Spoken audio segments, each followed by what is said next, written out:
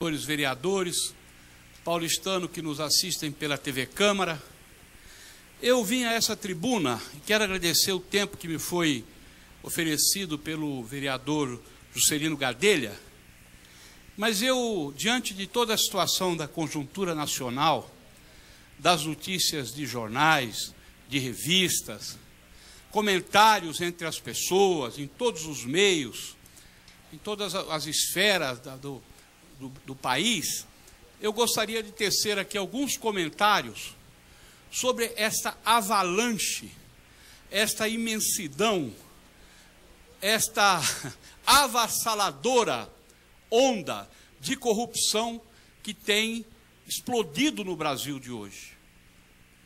O Brasil, do ponto de vista econômico, é um país que conseguiu se equilibrar.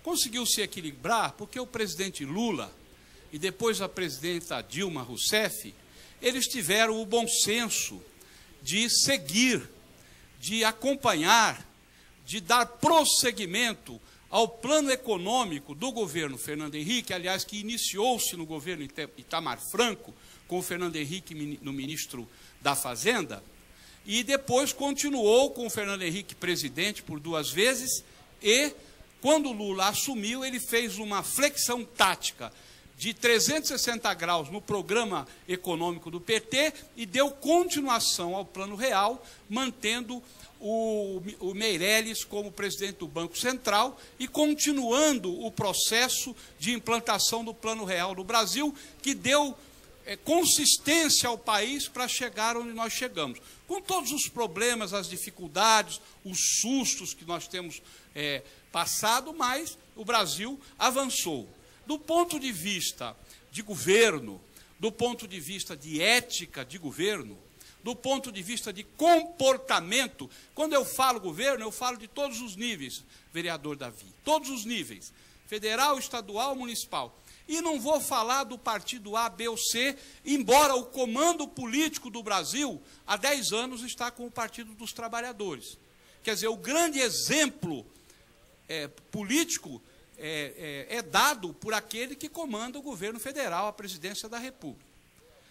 A avalanche de denúncias, não denúncias, a avalanche de fatos que acontecem, particularmente no âmbito dos ministérios do governo Lula-Dilma.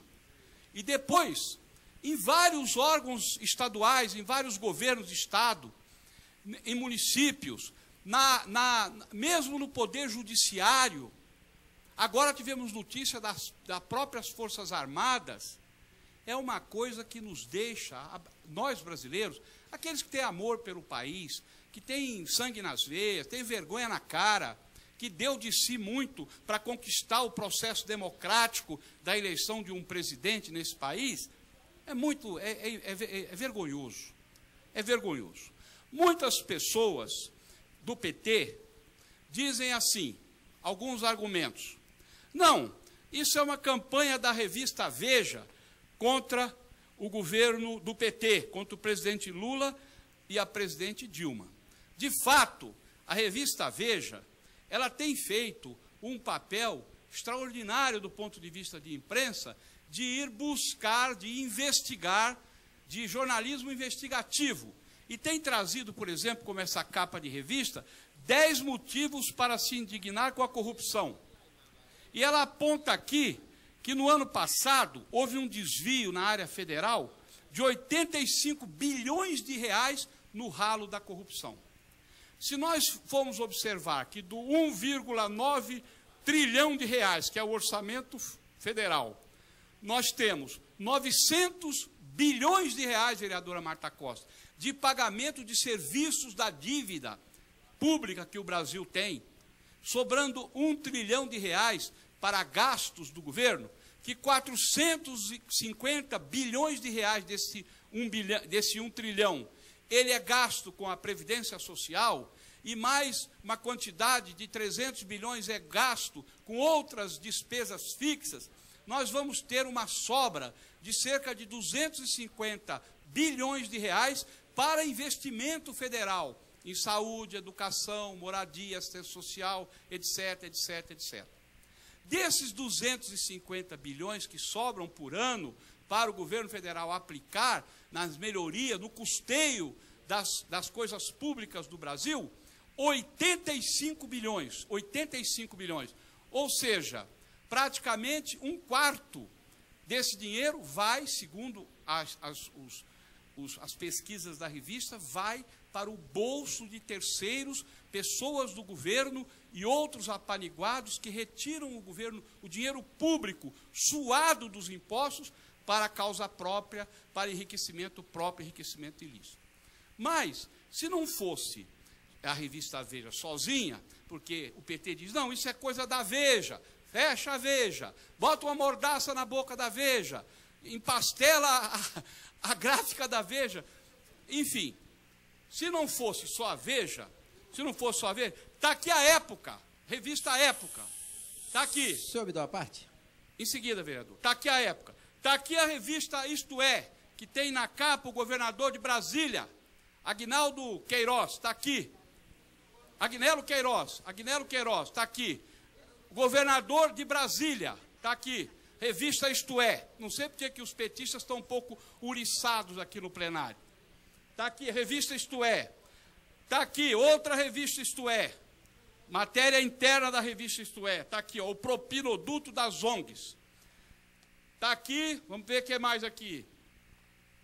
Jornal Folha de São Paulo. Está aqui, Jornal Folha de São Paulo. Se não fosse só o Jornal Folha de São Paulo, está aqui o Jornal Estado de São Paulo. Também traz matéria grande dentro sobre a problemática da corrupção no Brasil. Aí nós fomos pesquisar outros jornais. Está aqui outro jornal, o Portal do Brasil. Um jornal aqui que não é de São Paulo. Está aqui, Jornal do Comércio de Recife. Está aqui o jornal O Globo. O jornal Hoje em Dia, que é de Minas Gerais. Está aqui, mais uma vez, o portal G1 do Globo. E aí vai uma quantidade enorme de órgãos de imprensa trazendo as denúncias de corrupção no Brasil. Nós não podemos afirmar, e eu não vou incorrer nesse erro, de dizer que a exclusividade da corrupção é do PT. Não é. Não é. O PT, através da articulação política do ex-presidente Lula, ele montou um governo e ele se apoiou e ele dividiu o governo em feudos. Cada ministério é um feudo, que pertence a um partido. E cada um desses, como disse um ministro, o ministro brasileiro, eu só saio daqui abatido a bala, e tem que ser bala grande porque meu couro é grosso, uma coisa desse tipo. Ou seja, o governo não é da presidente. O governo é um governo de coalizão que se juntou, que se organizou, não é? E que cada um é dono de um feudo. E a coisa virou um caso gravíssimo. Gravíssimo.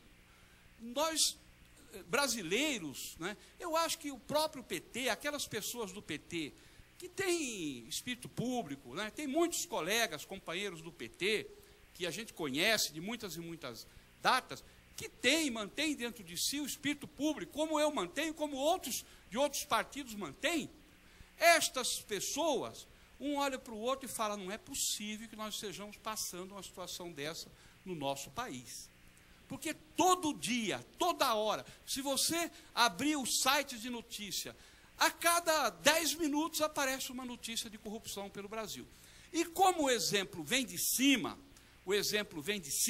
quer dizer, a conduta do mandatário máximo do país é que indica a conduta dos demais mandatários.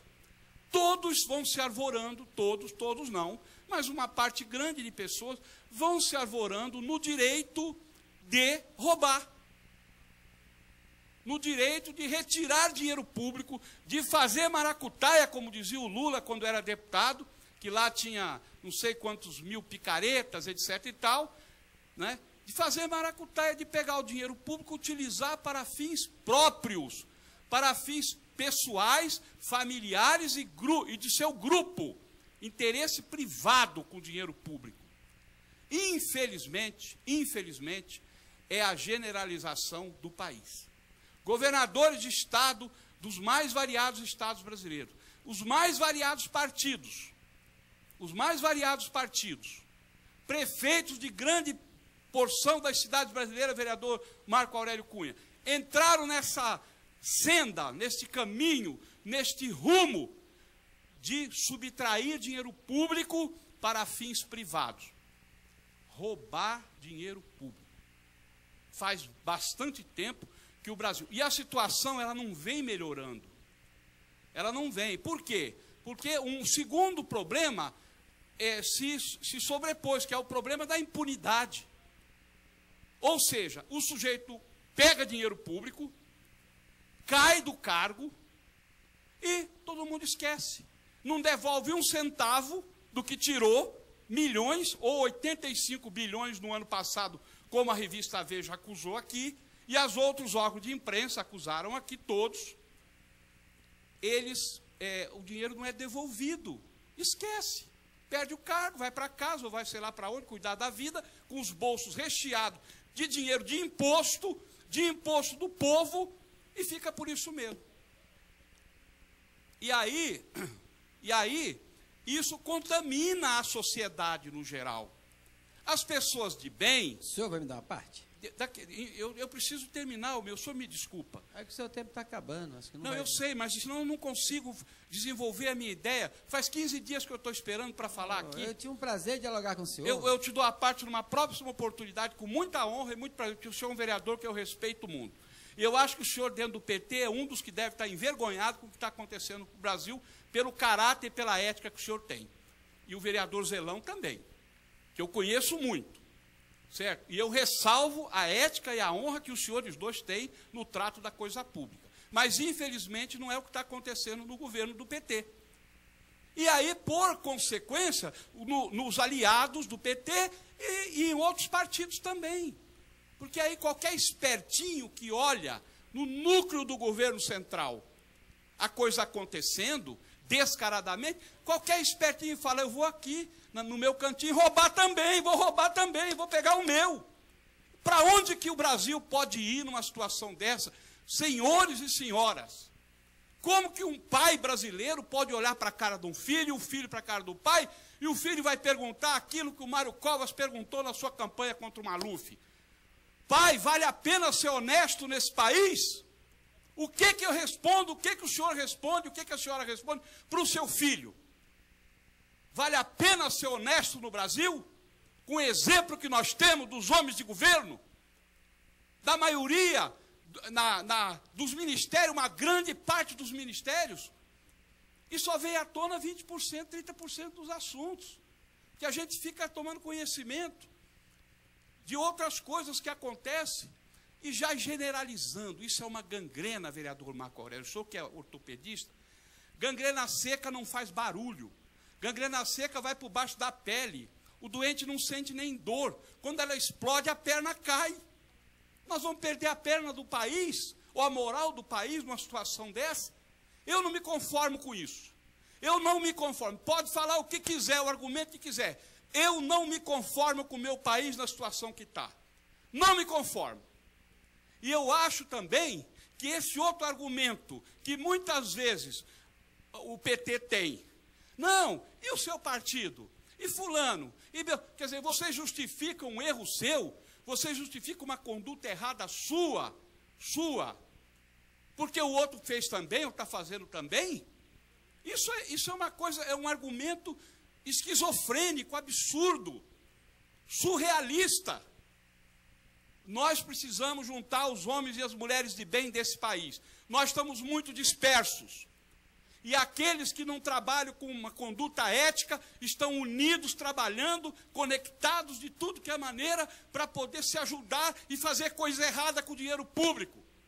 Nós precisamos juntar os homens e as mulheres de bem desse país para dar outro rumo para o Brasil, para dar outro rumo para o governo brasileiro, para os governos brasileiros, para as instituições brasileiras, para o judiciário brasileiro.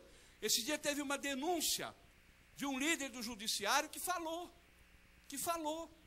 como está o judiciário brasileiro. Como é que nós podemos viver com um Brasil que tem desembargador descaradamente corrupto, ou juiz descaradamente corrupto, ou comandantes de polícias descaradamente corruptos, ligados ao crime organizado, e nós convivendo com isso? Nós não vamos construindo um país, nós vamos construindo um amontoado, que nós não sabemos onde nós vamos parar. É preciso dar um basta. Dá um basta. Muito obrigado, senhor presidente, pela oportunidade da palavra.